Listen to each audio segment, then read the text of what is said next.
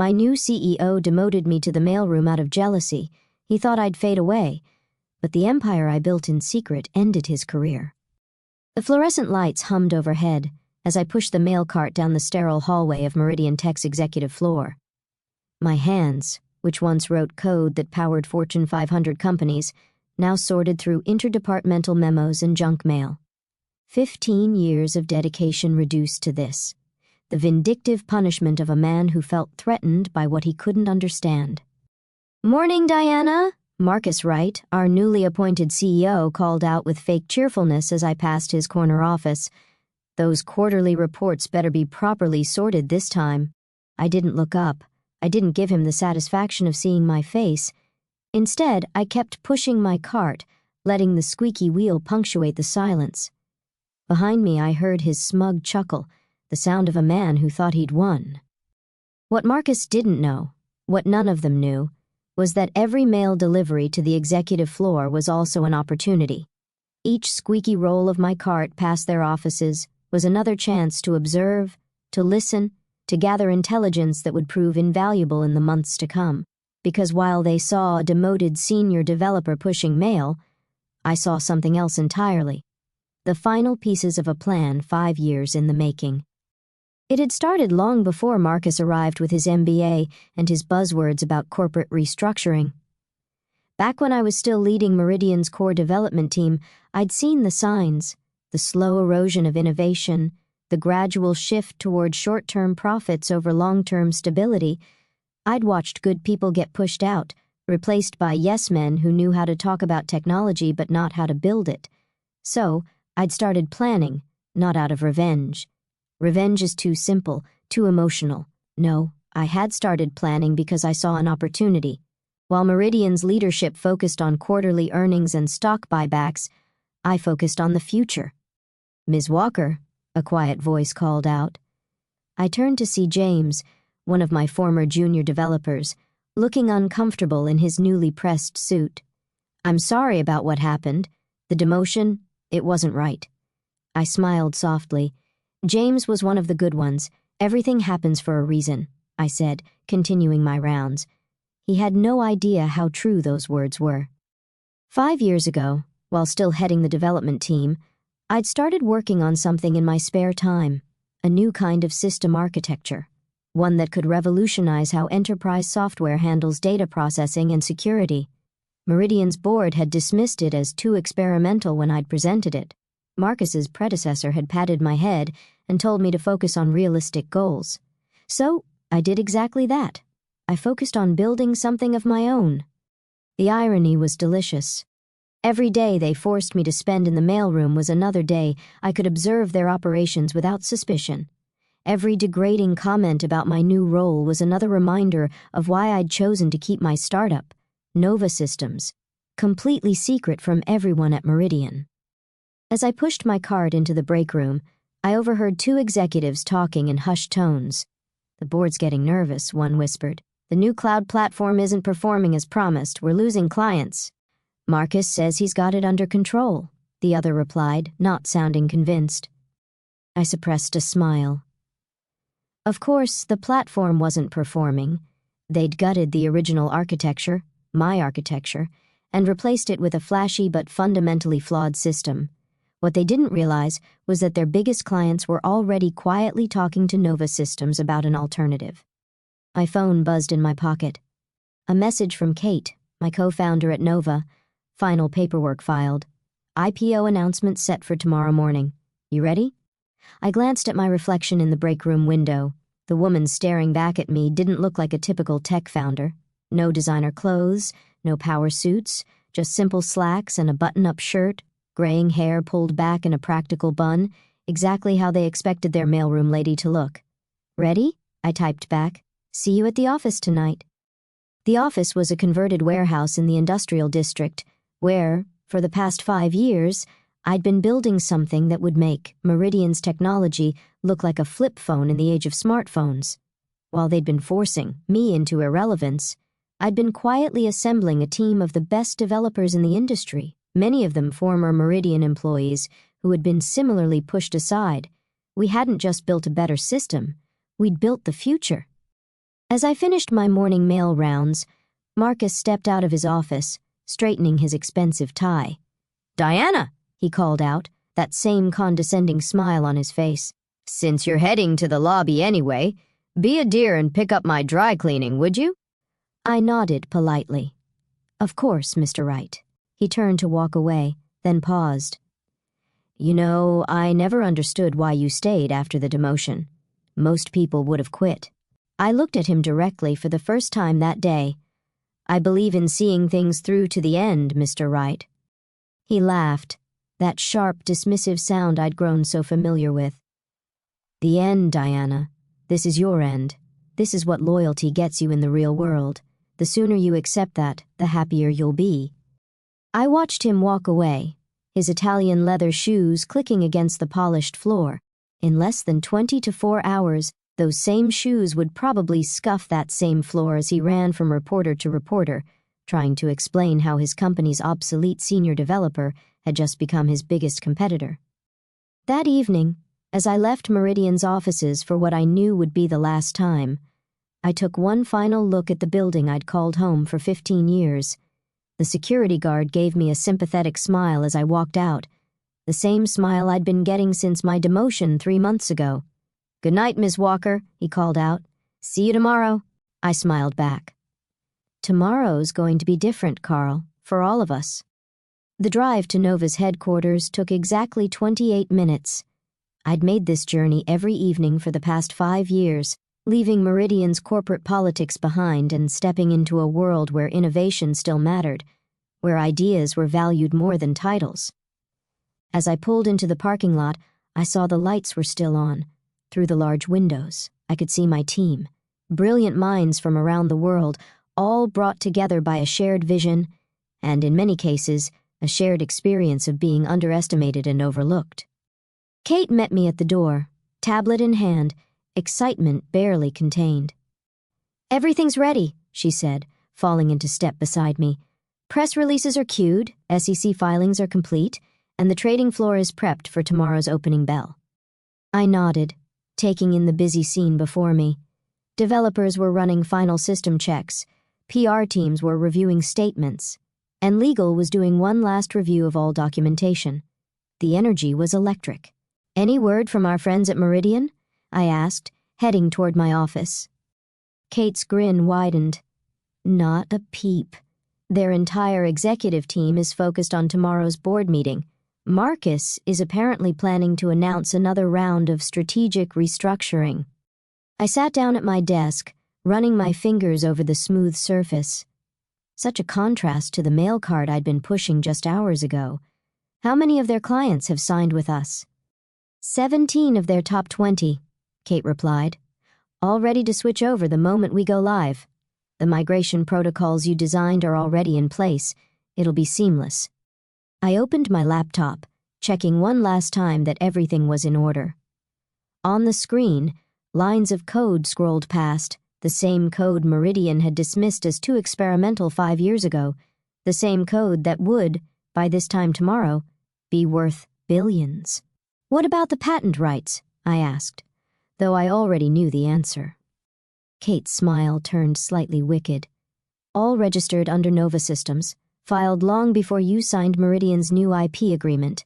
Their lawyers can squirm all they want, but there's nothing they can do about it." I leaned back in my chair, letting out a long breath. 5 years of double lives, 5 years of early mornings and late nights, 5 years of being underestimated, overlooked, and pushed aside, all leading to this moment.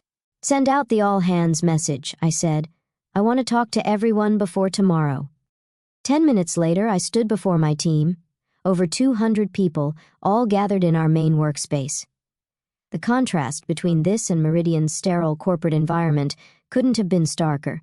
Here there was energy, purpose, passion. "Tomorrow," I began, my voice carrying across the suddenly quiet room, "everything changes, not just for us, but for the entire industry. Tomorrow, we show the world what happens when you value innovation over ego, collaboration over competition, and most importantly, when you recognize that great ideas can come from anywhere, even the mailroom." A ripple of knowing laughter spread through the crowd. Many of them knew my story. Some had similar stories of their own. But tonight, I continued, I want you to remember something. Success isn't about revenge. It's about vision. Every person in this room was chosen, not because of their titles or their pedigrees, but because they dared to think differently. Tomorrow, we're not just launching a company, we're launching a revolution. The room erupted in applause. As I looked out at the faces before me, excited, proud, determined, I felt a surge of emotion I hadn't expected. This wasn't just about proving Meridian wrong, it was about proving that there was still room in the tech world for real innovation, for people who cared more about creating something meaningful than climbing the corporate ladder. Later that night, as the last of the team headed home, Kate found me still in my office, staring out at the city lights. "Second thoughts?" she asked, leaning against the doorframe. I shook my head. Just thinking about tomorrow, about Marcus's face when he realizes who really owns the technology that could save his company. "Are you going to take his call when it comes?" "Oh, it won't be just his call," I said, turning to face her. "By noon tomorrow, every major tech company in the country will be calling, and for the first time in my career, I'll be the one deciding who gets to be heard." Kate nodded, understanding in her eyes. "Get some sleep, Diana. Tomorrow's going to be a long day." As I gathered my things to leave, I caught my reflection again in the window. The same practical clothes, the same simple hairstyle, but the woman looking back at me now stood differently, shoulders straight, head high, eyes clear. Tomorrow, the world would know what Marcus Wright and the entire Meridian executive team had failed to see, that sometimes the most dangerous person in the room isn't the one making the most noise, but the quiet one in the corner, watching, learning, and building something that would change everything. I took one last look at the Nova Systems logo glowing on the wall, my real legacy, not the mail cart they tried to reduce me to. Tomorrow would be different indeed. But first, I had one last piece of mail to deliver. Morning light streamed through the windows of my penthouse apartment as I sipped my coffee, watching CNBC's pre-market coverage. For the first time in 15 years, I wasn't heading to Meridian's offices. No mail cart, no squeaky wheels, no Marcus Wright's condescending smile. Instead, I was dressed in a tailored charcoal suit that had been hanging in my closet for precisely this day. My graying hair, usually pulled back in a practical bun, was now styled professionally. Amazing how a change of clothes and hairstyle could transform the mailroom lady into what I'd been all along, a tech CEO about to make history. My phone buzzed. Kate's message was simple: "It's starting." I turned up the volume on the TV just as the financial news anchor's expression shifted from casual to alert. A breaking news banner flashed across the screen. "We're getting reports of a major IPO announcement in the tech sector," she said, shuffling papers. "Nova Systems, a previously unknown software company, is set to go public this morning with an initial valuation that's sending shockwaves through the industry." I smiled, remembering Marcus's words from yesterday. "This is your end." He had no idea how right he was, just not in the way he thought. My phone exploded with notifications. First came the industry alerts, then the tech blogs, then the mainstream media. Each headline was bigger than the last. Nova Systems unveils revolutionary enterprise software platform. Tech's best-kept secret goes public. Unknown company poised to disrupt cloud computing market. But my favorite was from TechCrunch Nova Systems CEO Diana Walker, the mailroom executive who built a billion-dollar empire in secret. At 8:15 a.m., exactly when Meridian's executive team would be gathering for their morning meeting, my phone rang. Marcus Wright's name flashed on the screen. I let it go to voicemail. Instead, I opened my laptop to a secure feed from Meridian's lobby, a perk of having built their security systems. I still had backdoor access to their cameras. The scene was chaos. Reporters were flooding the entrance, all hoping to get a comment about Nova Systems, about me, about the technology that Meridian had dismissed years ago. Through the feed, I watched Marcus arrive, his usual swagger replaced by barely contained panic. He was already on his phone, likely trying my number again. The security guard, Carl, stopped him to say something. I couldn't hear the words, but I could read Carl's lips. "Miss Walker won't be coming in today." Kate arrived at my apartment at 8:45 a.m., practically bouncing with energy. "The stock opens in 45 minutes, she announced, setting up her laptop. "The trading floor is insane. Initial orders are triple what we projected." I nodded, still watching the Meridian feed. The board members were arriving now, each looking more grim than the last. They knew what this meant. Nova Systems wasn't just another competitor. We owned the patents to technology that Meridian desperately needed. "Diana," Kate said softly, "you should see this." She turned her laptop toward me. On the screen was an email from James, my former junior developer at Meridian. "Ms. Walker, the office is in chaos. Marcus just had a meltdown in the executive meeting when legal confirmed that Nova owns the patent rights. He kept screaming about how he had you pushing mail for 3 months while you were building an empire. I just wanted you to know we're all cheering for you. James. P.S. Are you hiring?" I was about to reply when my phone rang again. This time, it was Meridian's board chairman, Theodore Mills. Unlike Marcus's calls, this one I would answer. "Good morning, Ted," I said calmly. "Diana," his voice was tight, controlled. "I believe we need to talk. We are talking. You know what I mean. The board is meeting now. We would appreciate your presence."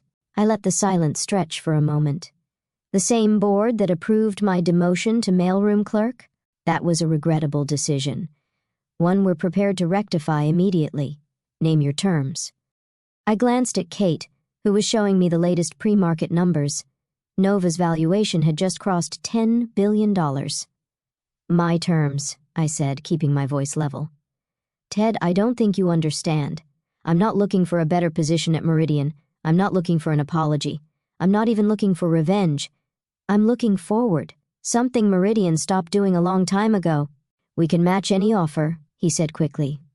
"Whatever Nova's worth, we can—" "Goodbye, Ted." I cut him off. "I have a stock exchange to open." The next hour passed in a blur of preparations.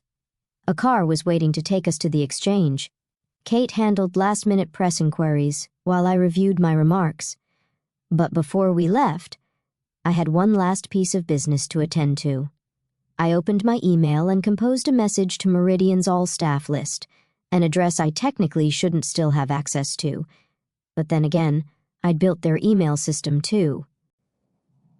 "Dear Meridian colleagues, by now you've heard about Nova Systems. Some of you knew me as the senior developer who was demoted to the mailroom. Others only knew me as the quiet woman who delivered your mail and picked up your dry cleaning.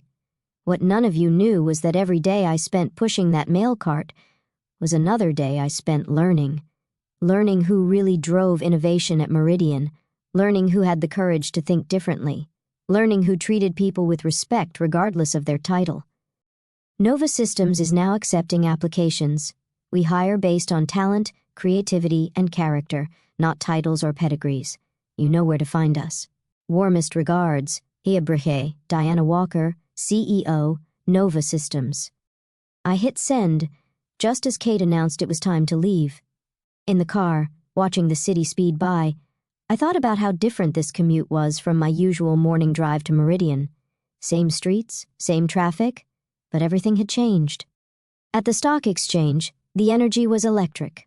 Photographers called my name, a name none of them had known yesterday. Reporters shouted questions. Through it all, I maintained the same calm demeanor that had served me so well in the mailroom. As we approached the opening bell, Kate squeezed my hand. "Ready to make history?"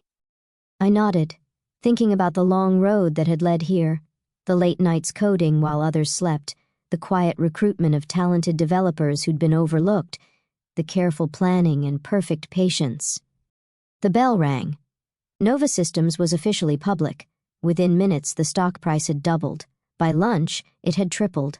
Every news channel was running the story, not just about Nova's revolutionary technology, but about its unconventional CEO, the mailroom executive, the patient revolutionary.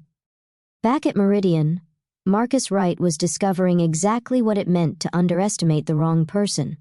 Their stock was plummeting as investors realized that their core technology was obsolete compared to Nova's platform, the same platform he'd had me pushing mail past every day. My phone buzzed with a text from Carl, the security guard. Mr. Wright just left the building. He was carrying a box. Guess someone else will be delivering the mail now. I smiled, but not out of satisfaction at Marcus's downfall. I smiled because this wasn't the end of the story. It was just the beginning. That evening, after the interviews and celebrations, I returned to Nova's headquarters. The team was still there, watching the news coverage, cheering every headline, but I headed straight to my office, where a package waited on my desk. Inside was a mail cart name tag, my old one from Meridian. Under it was a note from Kate, "Never forget where we started." I pinned the name tag to my office wall, right next to Nova's first patent filing, a reminder that success isn't about where you sit in an office, it's about what you build when no one's watching. My phone buzzed one last time. A message from James. Just submitted my resignation at Meridian, along with half the development team. Your email inspired us. Hope that application portal is ready. I looked out at my team. Brilliant minds who believed in the vision when it was just an idea scratched out in a notebook. Tomorrow, we'd begin expanding, bringing in more talented people who'd been overlooked, underestimated, pushed aside. We'd build something even bigger. Because that's what happens when you take someone with vision and try to make them invisible. They don't disappear. They build empires in the shadows. They change the game while you're busy playing politics. And when they finally step into the light, they don't just claim a seat at the table. They build a bigger table. As the city lights twinkled outside my window, I thought about tomorrow's mail delivery at Meridian. Someone else would push that squeaky cart down those halls now, but they'd be walking past empty offices, their former occupants now racing to update their resumes, hoping to find a place at Nova Systems. I opened my laptop one last time that night, checking Nova's closing stock price. The number made me smile, not for its size, but for what it represented. Every digit was a validation of a simple truth. True power isn't in a title or an office. It's in the quiet certainty that comes from knowing exactly who you are and what you're capable of. Marcus had told me to know my place. Well, now everyone knew exactly where that place was, at the helm of the company that had just disrupted the entire industry. Not bad for a mailroom clerk.